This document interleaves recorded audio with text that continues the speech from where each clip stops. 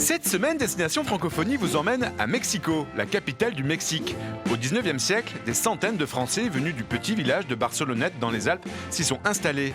Ils y ont fondé des dynasties de commerçants richissimes. Cette célèbre communauté francophone fut à l'origine de la création du prestigieux lycée français de Mexico, l'un des plus grands du monde. C'est là que nous allons vous présenter une innovation qui s'étend à tous les lycées français de la planète, la dématérialisation de la correction des copies du baccalauréat. Bonjour. En ce moment, 30 000 élèves passent le baccalauréat dans tous les lycées français du monde. Cet examen vit cette année une véritable révolution. L'Agence pour l'enseignement français à l'étranger passe au tout numérique pour la correction des copies. Alors, comment ça marche ? À Mexico, le lycée français organise d'abord des formations pour préparer les correcteurs de tous les lycées d'Amérique latine à cette entrée dans l'ère du tout numérique. À la fin de chaque épreuve, les copies sont numérisées immédiatement. Elles sont envoyées ensuite sur une plateforme sécurisée en France.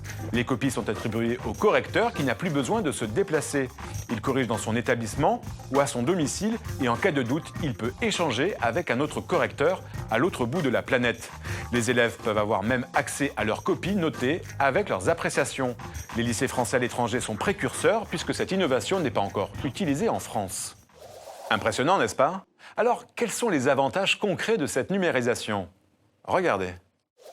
On peut dire que la numérisation a rationalisé, simplifié et baissé les coûts d'une manière très importante, puisque ces copies jusqu'à présent arrivaient toutes par des avions avec des enseignants pour lesquels chaque année les coûts allaient croissant. C'est aussi la garantie pour les candidats d'une meilleure répartition sur un plus grand nombre de correcteurs répartis dans toute la zone.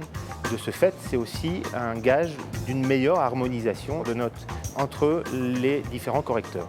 Le bac, c'est un vieux diplôme, c'est la colonne vertébrale de notre système et il est important de montrer que ça reste cet élément majeur qui sanctionne les études secondaires, qui est aussi le passeport pour des études supérieures brillantes et qu'en même temps, c'est une institution qui ne reste pas figée et qui se modernise.